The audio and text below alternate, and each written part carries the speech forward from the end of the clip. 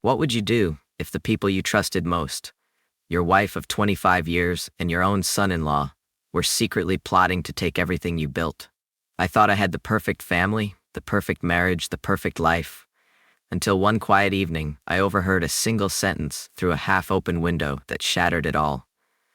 This isn't just a story about betrayal, it's about deception, greed, and a revenge so carefully planned it turned the hunters into the hunted. Welcome to a world where family ties twist into deadly traps, where love becomes performance, and where the truth doesn't just set you free, it makes you unstoppable. I didn't come from money, and maybe that's why the sound of that sentence hit me like rebar dropped on a bare foot. Sudden, shocking, impossible to pretend away. My childhood smelled like motor oil and starch. My father's hands were always nicked and blackened from the garage where he worked late for overtime that never seemed to cover more than the basics. My mother ran a sewing machine until the needle's whine felt like a second heartbeat in our little house. And I learned early that if you wanted warmth in winter, you stacked the wood yourself. If you wanted dinner, you worked for it. And if you wanted trust, you earned it day after day with small, unglamorous choices. I carried that code into the first pickup I ever bought. Rusted wheel wells, a door that needed a hip to close, a floor pan sprinkled with drywall dust like beach sand, and into the first contracts I signed with nothing but calloused hands and a promise that my crew would show up on time and leave a site cleaner than we found it. And over the years, those promises turned into a reputation. And the reputation turned into a company with my name on the trucks, and my pride in every stud wall run true. People who only met me once, later, when things were big and polished, imagined I'd always been the man shaking hands at ribbon cuttings. But the truth is I spent a decade eating cold sandwiches on tailgates, doing math with a carpenter's pencil in the rain, and learning that the quiet math of integrity adds up even when no one's looking. Maybe that's why I fell so hard for Margaret when I did, because she looked at me like the hours and scars meant something, like she could see past the lumberyard grit to the man who wanted a home that would hold his family through any storm. December of '87, a Christmas party I barely felt qualified to attend because we'd just finished renovating the Morrison and Associates offices, and they'd invited me as a courtesy, me in an off-the-rack suit standing under rented chandeliers, and there she was in ivory silk, laughing at a partner's tepid joke like bells in a glass. And when our eyes met across the room, I felt something unclench in my chest. That strange permission your heart sometimes grants without consulting your head. We talked about nothing. Snow that never stuck, the limp canapes, a song the band kept butchering, and then about everything, what we wanted from a life neither of us had yet. Her dream of seeing the Amalfi Coast and learning to bake bread that rose like a miracle, my stubborn fantasy of building homes with sunlight where families could exhale. And when I made a halting joke about concrete mixers, she laughed like I'd given her a diamond, and I thought, this is a woman who makes even my rough edges feel deliberate. 6 months later, I slid a ring onto her finger at the same Italian place where we'd split a cannoli on our second date, and when she said yes, the word felt like a door opening into warm light. Marriage, in those first years, suited us. She wrote notes and taped them to the fridge. Little lists, grocery reminders, "You've got this," on mornings I bid big work. And I built her bookshelves with crown molding so crisp she ran her fingers along the edge as if it were lace. And 3 years after we said I do, we stood in a delivery room while Brianna arrived, furious and perfect, our world changing its center of gravity in a single, fierce minute. I took night feedings because my hands were steady, and I liked the ritual. The bottle, the burp, the quiet lap around the dark house while Margaret slept. And I put a bassinet in my office for Saturday mornings so Bree could nap under the hum of a plotter warming up. And those were the bright years when money was finally a tool instead of a terror. When vacations meant arguments about sunblock instead of gas money. When the future felt wide and smooth as a fresh pour. If there were hairline cracks back then, I didn't see them, or I chose not to, because Margaret's appetite for better neighborhoods and sharper knives looked like ambition to me, not hunger. I bought her a Lexus the year we crossed 8 figures in revenue, and told myself it was a crown for the queen who made our home feel finished. And when she angled for a country club membership, I told myself it was networking, and not proof she needed a new stage. Success remakes the weather inside a house. Suddenly there are comparisons to the Pattersons' Aspen Place and the Johnsons' pool, whispers about kitchen marble and wardrobes, a calendar that fills with events where people call charity by other names and take pictures under banners. I watched Margaret learn that choreography and I mistook it for growth, because we were both shedding skins, weren't we?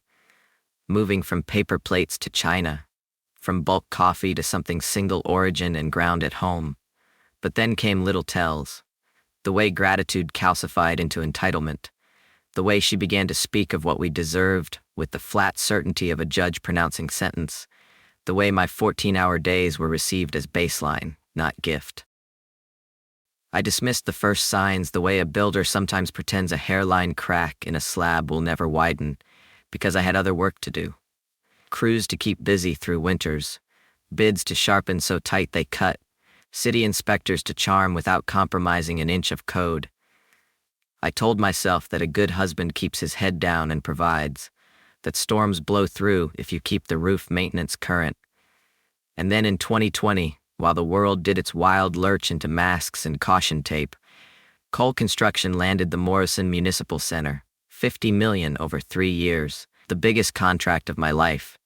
And I drove home expecting champagne and soft eyes, and instead found Margaret at the kitchen table with a real estate glossy and a calculator, not so much as a congratulations before she started mapping the move to Elm Street with the circular drive and a pool shaped like a teardrop. I laughed it off and kissed her hair and told myself celebration wears many costumes, but something cold slid a finger between my ribs and stayed there. Then came Dan. He arrived as hope. Young, bright, buttoned up, the kind of man who could polka dot a sentence with case citations and still make you think he was listening to your answer. And Brianna's smile around him looked water clear, so I tried to like him right away. At first, I succeeded, because he remembered small things I said and asked about site safety and called my crew's craftsman in a way that made even the crankiest framer stand a little taller. And we ate together most Sundays, him charming my wife with courtroom stories so tidy they could be boxed and sold as fables. A father wants to believe his daughter has chosen well, and so I believed. And when they married, I stood next to him with my hands steady and my heart crowded full. If you'd asked me then whether a snake could learn to wear a tie, I'd have said not in my house. And that is the story of why men like me are easy marks. We think virtue is contagious, and we assume reputation will make a villain break out in hives. The pivot was gradual. A question from Margaret about how property gets counted, just for a friend. A second phone always face down on the console. A new discipline in how she logged household expenses, paired with a carelessness in how she swiped cards with her friends, which I filed under club culture and tried not to resent. Dan started dropping hypotheticals about asset shielding into backyard conversations as if he were juggling knives just to show he could. And when I raised an eyebrow, he clapped my shoulder and said, "You never know what tomorrow brings, Alan. Smart men plan." And I told myself it was just a lawyer's brain keeping busy in a quiet moment. But plans have smell, and this one began to stink. There are days that change you, and they never warn you on the calendar. A Tuesday can become a blade. The Tuesday in question started with a canceled meeting and ended with me parked at my daughter's curb staring at the silver Lexus that should have been asleep in my own garage. I had called Brianna to ask if I could bring her dinner. She answered cheerful and breathless. "Not home, Dad. Dan's working on briefs." And I took the turn onto her street smiling, thinking I might leave a pie on the porch and text a picture like a goofy thief. And then the Lexus glinted in the streetlight and something low and primitive woke up in my spine. I told myself stories as I put the truck in park. Maybe Margaret dropped off dry cleaning. Maybe she and Dan were planning a party for Bri, or wanted to talk about a gift for me. And then I killed the engine, and I heard voices through a half-open window, and all the reasonable lies in my head scattered like pigeons when a hawk shows up. A man can know a voice so well that when it turns against him it feels like a betrayal you feel in your teeth. Margaret's voice drifted out light and bored and satisfied. When the old fool finally signs the papers, we'll have everything we planned for.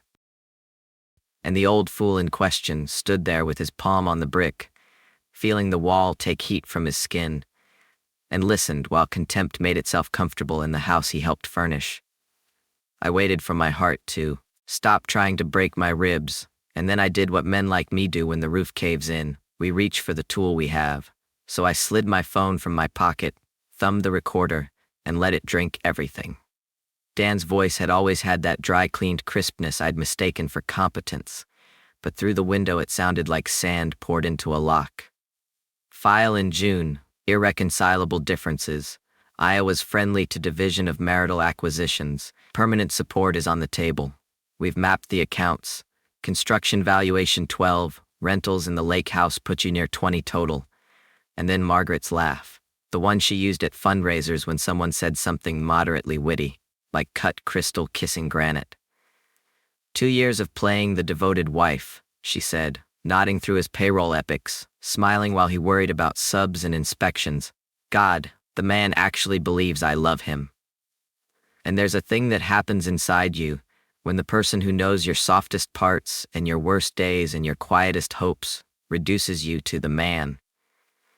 You go very still, and in that stillness a new kind of clarity starts to assemble itself, like framing in your mind. Through the curtain crack I could see them without seeing their whole faces. Her bare feet curled on my daughter's couch, a glass sweating on the coaster I'd carved from walnut last Christmas. His shoes pointed at the rug with a lazy man's confidence, a folder open like a tray of stolen fruit on the table. They cataloged me, and the way they spoke my name without love made me understand the last 2 years like a magician's trick seen from above. I heard pages flick, Dan's crisp inventory of what they'd documented, a joke about my trusting nature I'd forgiven a dozen times when it sounded like flattery, and then a small sound. I shifted on the mulch and a twig snapped, and both heads turned toward the window like deer tasting air. I pressed myself flat to the brick, the cold seeping through my shirt, and waited out the kind of silence that makes you hear your own blood. Dan said, "Probably the neighbor's cat," and Margaret snorted, "You're paranoid. If Alan discovered this before we're ready." And he cut her off with a chuckle that tried to be reassuring. He couldn't spot a conspiracy if it wore a neon sign, and I tucked that sentence in my pocket like a nail to bite when I needed to stay awake. When they started talking again, I eased back along the siding, feeling suddenly like a man who's learning his own house's weak points in a hurricane. And I made it to the truck without being seen, slid into the driver's seat, and held the wheel like it could keep me from floating off the earth. Shock is not loud, grief is, later. Shock is quiet and exacting, and it inventories the room. I sat there listening to my phone record the last venomous crumbs of their conversation, and watched the porch light make a halo around the door, and tried to line up the decades with what I now knew. Christmases where she'd kissed me under tinsel, vacations where she'd stretched like a cat in hotel sunlight, and asked about dinner. Nights we fell asleep back to back breathing the same borrowed air. How do you put all of that on one side of a ledger and the sentence, "The man actually believes I love him," on the other, and pretend the math resolves? You don't. When the door finally opened and they stepped into the light, my wife adjusted her hair the way she always did before she lied, and my son-in-law put a protective hand on the small of her back like he was already practicing ownership. They both stopped dead when they saw my truck, and then the theater began. "Alan," she said, a half octave higher than truth, "what are you doing here?" And I turned my head like a neighbor caught on a walk and smiled with the kind of warmth you use to keep wolves calm. Site inspection ran late, thought I'd see Brianna, and Dan's eyes did that sharky scan, left, right, up, down, like he was searching my face for a rip in the fabric of the story he'd sell me. "She's not here," Margaret said too fast. "We were just," and then found her line, "helping Dan with client documents." And I nodded as if the words didn't clang. "Interesting, I thought you had the Henderson proposal until 6. And there it was, a single flinch in the smooth veneer. Headache, she said, patting her temple with fingers that had counted my money in secret. Complicated divorce case, Dan added. And if there was poetry left in the world, it died right there. The man planning my dismemberment speaking the right noun at the wrong time. I let them see my phone as I checked a fake message and watched his gaze stick to it for a beat too long, then said the most dangerous words a calm man ever says. Don't let me interrupt. And I left, driving away slow so the engine wouldn't betray how fast my heart had started up again. In the rear view, I saw them bend toward each other like conspirators painting a fire escape onto a brick wall with chalk, and I knew two things with a certainty that made me feel stronger than grief. They suspected I might have heard something, and they had no idea I'd recorded everything. I wish I could tell you I went home and broke something or shouted or collapsed against the kitchen island, because that would be cleaner, a catharsis you can pack into a montage. But what I did was sit in my driveway a long time with the engine off, watching the house I built absorb evening like a promise. And then I walked inside and did the slow, ugly work of admitting reality to each room. The mantel with our wedding photo, her eyes laughing, my tux a near miss. The kitchen where we danced once to miles and twice to silence. The hallway where tiny Brianna had learned balance by running a palm along the wainscot I'd sanded smooth. All of it looked the same and none of it did, the way a street looks different when you know the neighbors have been stealing your mail. I took the phone from my pocket and played the recording once through with the volume low, then again, then a third time, until the words lost some of their heat and started to become lumber. Heavy, yes, but stackable, shapeable, useful. And when my breathing came back to me like an old dog returning to heel, I turned on the office light and started laying out legal pads because a builder who doesn't know how to frame an answer to a disaster never had a business. He just had a lucky streak. I didn't sleep that night, not really. Sleep skimmed over me like a stone on black water, then skipped away, and each time my eyes opened, I could hear her voice again, that lacquered laugh cutting through me, Dan's clipped certainty cracking like ice. And somewhere between midnight and dawn, my grief hardened into something colder and more useful. A plan. I shaved with careful strokes, dressed in the navy suit Margaret used to say made me look boardroom dangerous, brewed coffee strong enough to restart a dead truck, and turned my office into a war room, lining up yellow legal pads into clean columns labeled assets, exposure, timelines, leverage, then called Marcus Webb, my accountant for 15 years, and one of the few people who had seen me both broke and unbreakable. And when he arrived with his leather briefcase and quiet, surgical gaze, he paged through statements while I paced, until he tapped a page with a blunt finger and said, "You've got ballast they don't know exists, perfectly legal, properly documented, and invisible unless they know exactly where to look. They've been mapping the house and missed the foundation." And just like that, a measure of strength returned to my spine. I showed him the transfers I'd flagged. $47,000 bled out in 8 months to an account with Dan's name braided into it like a rotten rope. And we built the first frame of defense. Freeze all joint accounts for verification. Suspend every shared line of credit pending identity checks. Redirect auto payments to require my manual approval, and lodge watch flags on any account Dan could conceivably touch. By 11:47 a.m., the bank's security holds went live, and at 12:03, Margaret's card declined in the middle of a country club lunch she'd chosen precisely because the room applauded excess. Her call came 2 minutes later, a performance of outrage and innocence in equal parts. "Alan, something's wrong with the bank. They embarrassed me. I couldn't even pay the bill." And I answered with the calm of a man who can already see the next 5 moves. "That sounds serious.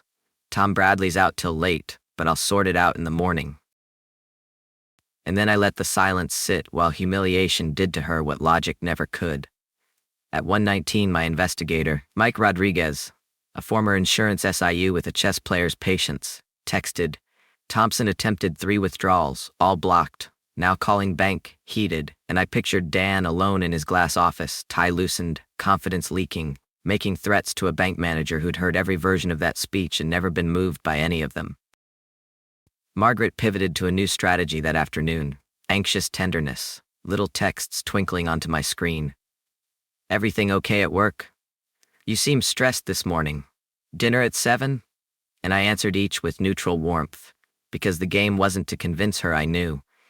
The game was to let her imagine she still controlled the narrative until she overreached. That evening, I pulled old files no husband expects to need, insurance inventories, prenup copies she had forgotten she signed, the paper skeleton of a life one woman once promised to flesh with love, and I layered them into a binder with the recording cued on my phone like thunder behind a mountain. When Brianna called, her voice was steady but thin at the edges.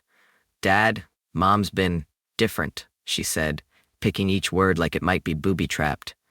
"She's using terms like financial abuse, and Dan keeps asking me how the company is structured. He acts like it's for a client, but it feels like he's fishing." And I told her I loved her, that she was wise to notice patterns, that big feelings make bad data.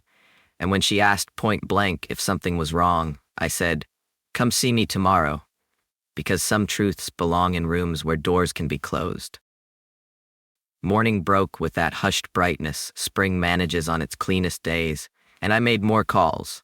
Tom Bradley at the bank to ensure the holds would require in-person verification with government IDs and secondary proof. A quiet lunch with Jim Morrison, who's been in concrete since rebar was invented, and who knows which contractors Dan had shorted on settlements. An anonymous tip to the state bar's ethics intake about trust account irregularities, paired with the names of subs who could verify that their invoices had been cleared by clients while their payments mysteriously hadn't. By 2 o'clock, the bar's assistant had scheduled a preliminary interview and requested 18 months of Dan's client ledgers. And by 4, my phone buzzed with Mike's update.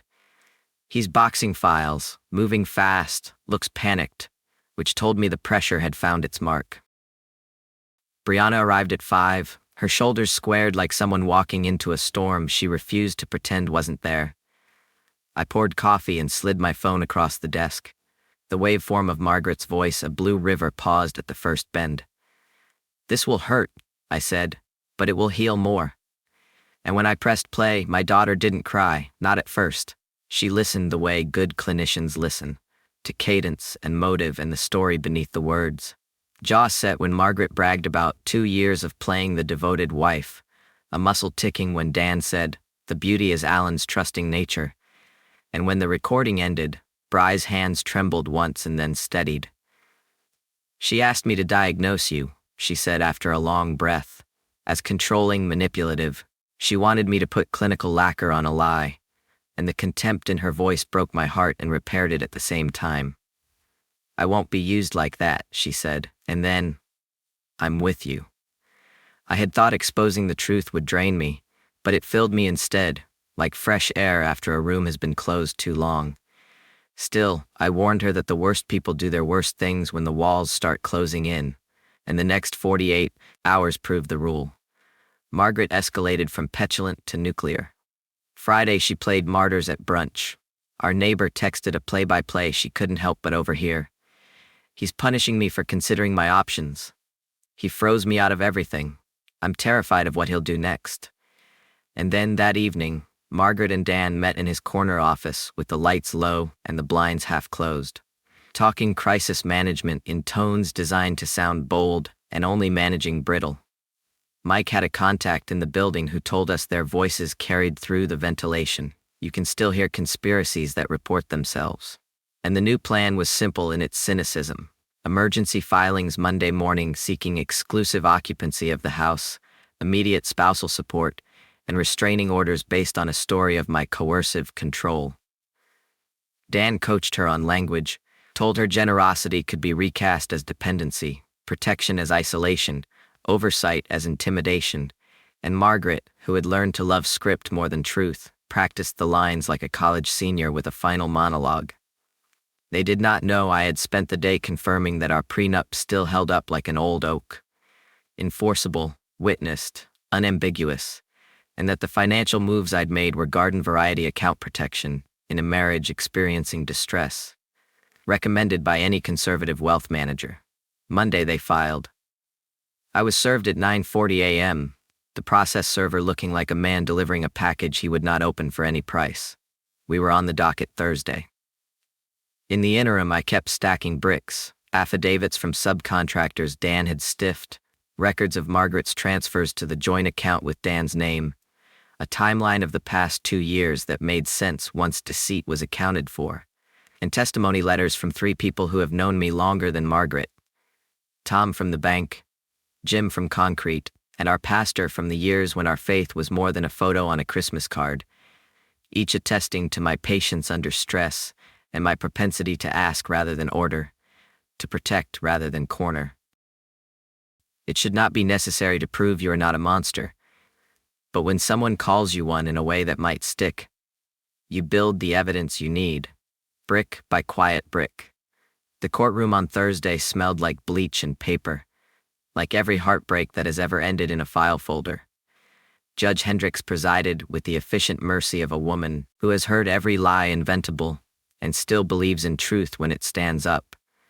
And Margaret came in wearing the non-color beige women choose when they want to look fragile without looking weak, clutching a tissue that never saw a tear. Dan sat behind her taking notes he'd probably practiced, and when the judge asked for opening statements, Margaret's attorney sketched a picture of a controlling husband who froze accounts to punish his wife for seeking independence. A man whose generosity had always been a leash. I watched my own life painted with a brush dipped in sewage and did not flinch because my attorney, James Morrison, who has tried more civil cases than Dan has read, stood up and said, "Your Honor, we will let the plaintiff speak for herself." And then he pressed play. There are silences that are polite and silences that are stunned, and what filled that room for the next 43 minutes was the latter kind, punctuated by Margaret's own laughter, Dan's own phrasing, their own contempt for the court they were attempting to enlist. The bailiff's eyebrow rose at the old fool. The clerk stopped typing at 2 years of playing the devoted wife, and when it ended, James said simply, "The defense moves to dismiss with prejudice and to refer for perjury review," and the judge, whose patience is long but not infinite, granted both motions, adding a look that told Margaret she had discovered the outer edge of judicial goodwill. Her attorney asked to withdraw on the spot. Dan stared at the table as if it might sprout a trap door and save him a walk past my daughter's eyes. Fallout is never tidy, but sometimes it is righteous. The district attorney's office opened a perjury inquiry that hung over Margaret like a storm cloud, and while criminal charges in domestic courts are rare, the referral itself was a public document.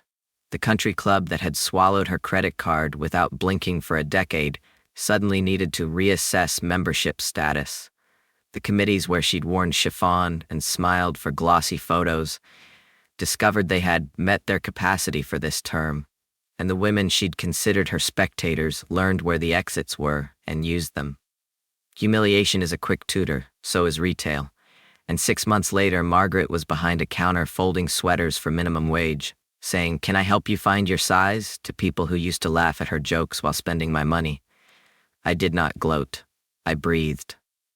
Dan's descent was faster. The bar escalated their investigation from interview to audit to hearing, and when bank records showed $127,000 diverted from client trust to his operating account, the kind of ledger sin the profession treats like arson, his license went from suspended to gone, and the last report I heard had him in Nebraska working as a paralegal, the legal equivalent of a ghost of a man who used to think he was a storm. When Brianna served him with divorce papers, she did it with a steady hand and a line I will remember until I can't remember names. "You used my father's kindness as cover. I won't let you use my ethics as a weapon." If this sounds like triumph, it is, but not the loud kind. It's triumph like a bone finally knitting after a bad break, tender and strong at the same time. My house is quieter now, an honest quiet, not the staged hush of a museum, but the lived-in silence of rooms that hold exactly what they appear to hold. I still pass the mantel where our wedding photo sits, no longer as a shrine, but as a caution.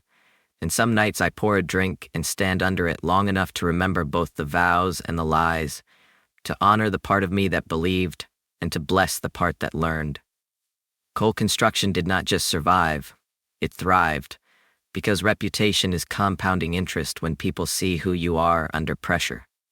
And contracts came not because I begged for them, but because people said my name with the relief of someone recommending a bridge they trust not to collapse. I hired 3 more site supervisors, promoted a foreman who'd been with me since the pickup's door needed a hip to close, and put new language in the employee handbook about integrity.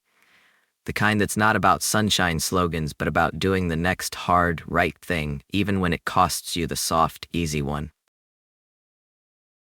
The men and women who work for me know this story now, not as gossip, but as a lesson. Don't mistake love for performance.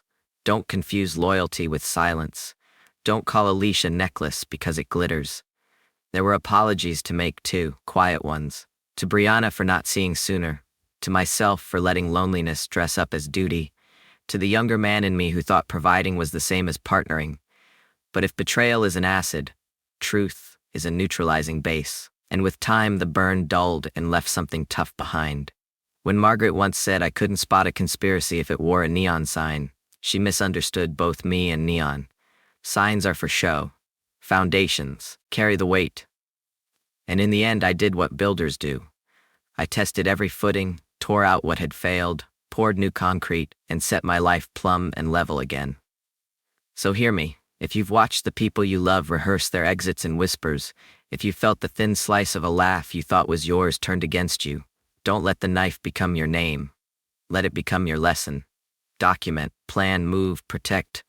Be generous with forgiveness for yourself and stingy with access for those who've proved they'll abuse it. And when justice comes, slow then sudden, receive it without apology. If this story lit a fire in you, if it steadied your hand or cleared your head, then join me where these truths live. This is Relative Revenge, and we tell the kinds of stories that turn pain into power, that pull masks from smiling faces, that hand the microphone to the truth and let it sing. Subscribe to the channel, share this video with someone who needs the warning, tap like so more people see it, and tell me your thoughts in the comments. Because every time we speak the truth out loud, another hunter finds himself trapped in his own snare, and another builder learns he is not alone.